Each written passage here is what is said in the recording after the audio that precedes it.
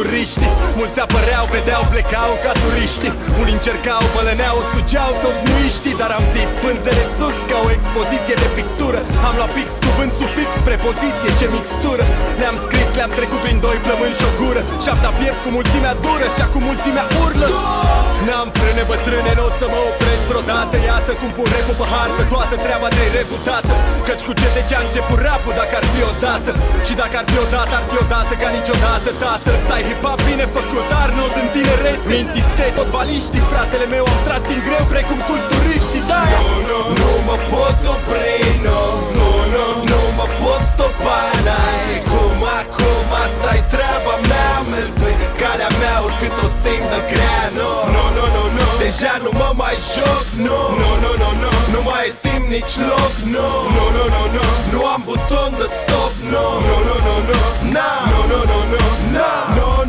mă poți opri, nu mă poți opri, nu mă poți opri. Încă o dată zic, nu mă poți opri, nu mă poți opri,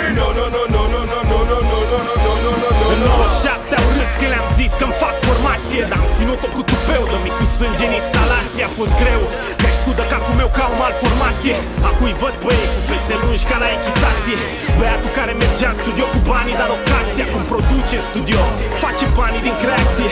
Ăla de-a intrat la Caterinca pe o compilație. Acum-i serios pe combinație, ne-a coborât la prima stație. Gata să explodeze, nu poate fi oprit. Încerci degeaba, parcă ești Keanu Reeves în speed. S-auzi ce scui până uit în beat, dumele au dos speed. Unele zboară peste cap, îți fac cu mâna din cockpit și-s complet convins că fac ce trebuie, fac ce-mi place. Sete de succes, mă lași în pace. Am foame de bani, dar am și sete de cunoaștere. Dar capul tot îmi stă mai mult la pistă ca la naștere. Nu mă poți opri, nu mă poți stopa. N-ai cum acum, asta-i treaba mea. Merg pe calea mea oricât o simt de grea. Deja nu mă mai joc, nu mai e timp nici loc, nu am buton de stop, nu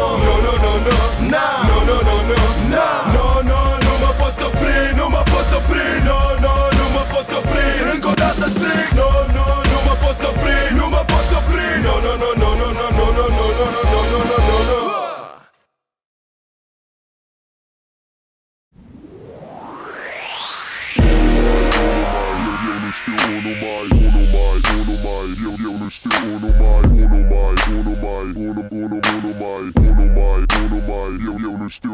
Sunt un băiat muncitor, eu nu știu unul mai. Unul am, pun unul în pai, dau un gram, tu ce credeai? După pai praf și nu știu unul mai. Dar strada mă simte veiron, 1001 cai. O stângă la figură și o zic pe aia dreaptă. Strofa asta s-a scris singură, o strofă deșteaptă. La concerte coadă tată, că ăștia știu la ce s-așteaptă. Competiția e înceată, tu ca Adam știu ce se poartă. Dată 31 aprilie, nu e unul mai. Că despre băieții mei sunt toți grei, nu e unul light. Ea zice că-s dulce, de-aia zahăr pun doar unul în ceai. Mă laud binar, zeroule, sunt numărul 1. Ce are? E tare exact ca mortor în sicriu. De-aia nu știu să fie apărut unul mai fin de când scriu. Gen, când e treabă serios, eu nu știu unul mai. Mami mă vrea filingos, eu nu știu unul mai. Caterinca după pai, ăștia nu știu unul mai. Știi tu pe unul, băi, tu faci pe nebunul, hai. Când e treabă serios, eu nu știu unul mai. Mami mă vrea filingos, eu nu știu unul mai. Caterinca după pai, ăștia nu știu unul mai. Știi tu pe unul, băi, tu faci pe nebunul, hai. știu unul mai, eu nu știu unul mai, eu nu știu unul mai. Grav, magic, fin și nu știu unul mai. Repet în 21, nu vorbesc aiurea în tramvai. Mă ascultă Gabor, nu știu engleză, Dan, capitan de blind. Pe stradă, fără repede mici am dus o viață în clince. Ducați de nota 10, îmbrăcați de nota 5. Sunt crizat în tine să înjur de... Și beau și vreau să ne fie bine, dar simt că nu te mai pot ține lângă mine și te înțeleg, sau măcar încerc să mă prefac. Știu că te-ai săturat să auzi mereu, îmi pare rău, nu o să mai fac, dar ăsta sunt. Probabil așa o să fiu și peste ani. Știi bine că între mine și tine n-a fost niciodată vorba de bani. Era doar vorba că într-o zi o să mă schimb și o să mă maturizez, că o să devin responsabil și că o să încep să mă gândesc la viitor, la sănătate, la muncă, la casă, la noi, la tot ce ne-a legat odată și la tot ce ne-am dorit amândoi atât de mult. Nu-mi vine să cred cât timp a trecut, prin câte am am trecut și mai ales prin cât ai trecut.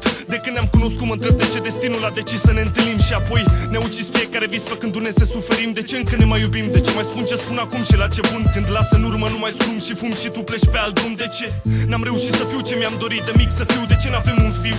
Și mai ales de ce mai sunt încă viu când știu că inima mea e a ta și că tu nu o să mai fii a mea? Și mai ales când știu că nu o să pot iubi pe altcineva.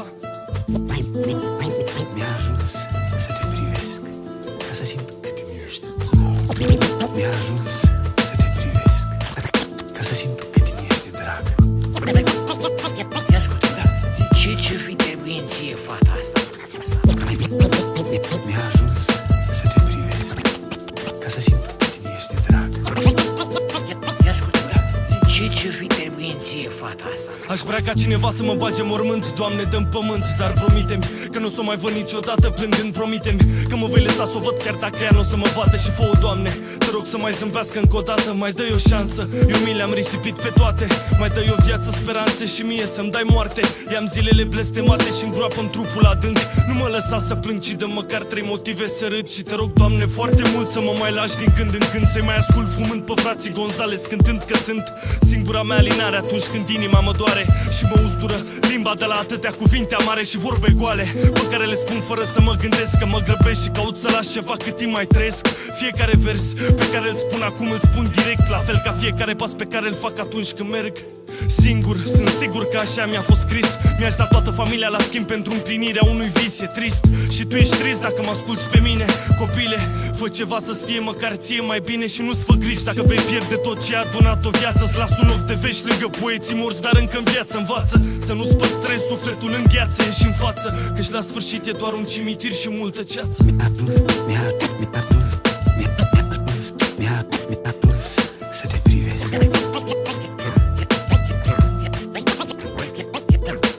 Ia ascultă, bă, ce fi trebuie în ție fata asta?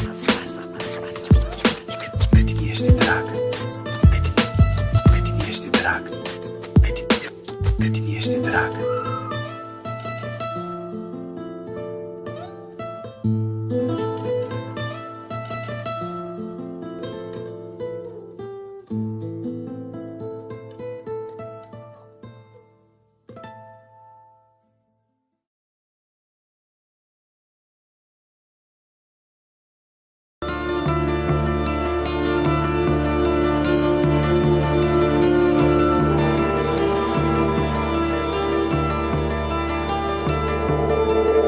Ăștia nu-s vrăjitori, sunt scamatori, impostori, cartofori care îmi servesc vrăjeală. Dar vezi tu că am prea mulți ani de școală în școala vieții, care-i cea mai dură, fără îndoială. N-am încredere în nimeni, sunt suspicios. NW nu mai e prostul care a fost. Deci fii serios și ia-ți înapoi hoțul de rost, că nu halezi jumătăți de măsură sau resturi, boss. Nu-i loc de sinceritate, adevărul în bumerang se întoarce, te lovește pe neașteptate, zdrang. De-aia scriu voalat, forțat să mă exprim nuanțat într-o lume a nuanțelor unde totul-i trucat. Că lumea adoră povești, adoră când rostești minciuni frumoase, deci trebuie să înveți să-i prostești. Scopul scuză mijloacele, nu-i cazul să te urăști. E ok atâta timp cât tu știi cine ești și atâta timp cât nu arzi ipocrit. Când te uiți în oglindă, e sincer cu tine, știi de unde ai pornit. Și admit că uneori mint în mod voit, dar nevoit că în mod vădit când te mint te fac fericit. Ce-am obosit să te iau pe drum ocolit, ca un șofer de taxi școlit ce-ți servește un discurs încălcit, deloc explicit. Evit să dau de bănuit, te asigur că în mod negreșit ai păcălit singur. Lasă-mă să te mint, că te mint frumos. Realitatea nu e roz, nu-i păroț, n-are rost. Să-ți zic tot ce știu, să zic tot ce vreau. Mai bine să te mint decât să zic poșleau. Lasă-mă să te mint, că te mint frumos. Realitatea nu e roz, nu-i păroț, n-are rost. Să-ți zic tot ce știu, să zic tot ce vreau. Mai bine să te mint decât să zic poșleau. Rostesc vorbe magice în contexte tragice, expun teorii, filozofii, metode practice. Vin cu remedii, rețete clasice pentru rănoi, dar tu respingi tratamentul și te superi degeaba și suferi în zadar.